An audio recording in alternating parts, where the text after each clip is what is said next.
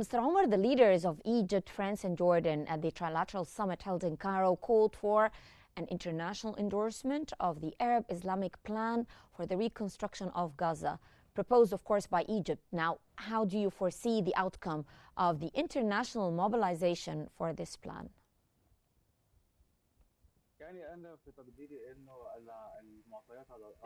In my opinion, the findings on the ground in the Gaza Strip gives evidence that there is no other alternatives other than the Egyptian initiative now called the Arab Islamic Reconstruction Plan. But eventually it is the only viable plan to be applied because it is the most realistic and the most taking into consideration the safety of the Gazans and also the presence of the Egyptian army in the sea area in the Sinai Peninsula in any attempt by Israel to evacuate Palestinians into Sinai or into Egypt. No matter how Israel tries to displace the Palestinians into Palestinian Rafah, hoping for some kind of interaction and running through the borders, it is completely unrealistic and is not going to happen. And it was supported by the heavy military existence on the Egyptian borders. And all of this is to protect the Palestinian people from this conspiracy of displacement. And that's why Trump, when he spoke yesterday about his ideas regarding the displacement, he was less enthusiastic, talking in a softer tone, and he did not bring it up as a fact. He only talked about giving the Palestinians the right to get out, the right to choose. So now he is adopting a more understanding approach for the situation.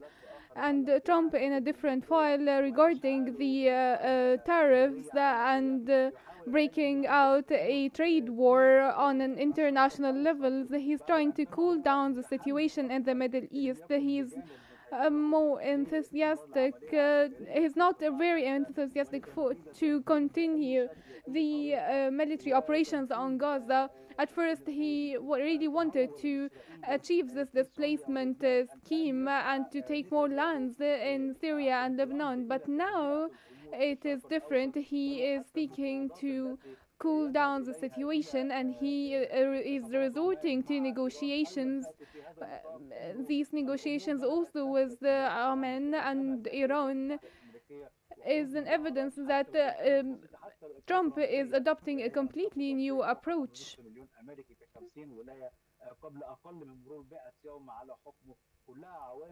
All of these factors are international factors influencing Trump's perspective that they are considering, and they think now that it is better to prevail stability in the Middle East, especially in Gaza and the displacement issue. We have seen a completely different Trump that he reminds me kind of with the wisdom approach that he adopted in his first term.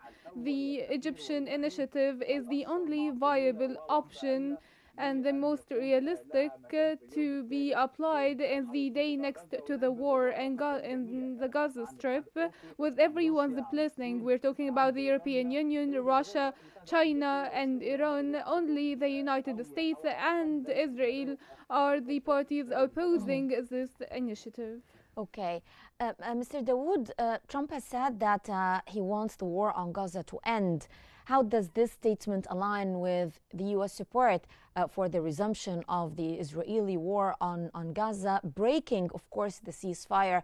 I mean, it's very odd. I want you to answer me briefly. Isn't it strange that Trump is presenting himself as the man of peace, that he wants to end the war on Gaza, at the same time fully supporting the genocide, fully supporting Benjamin Netanyahu's approach in Gaza?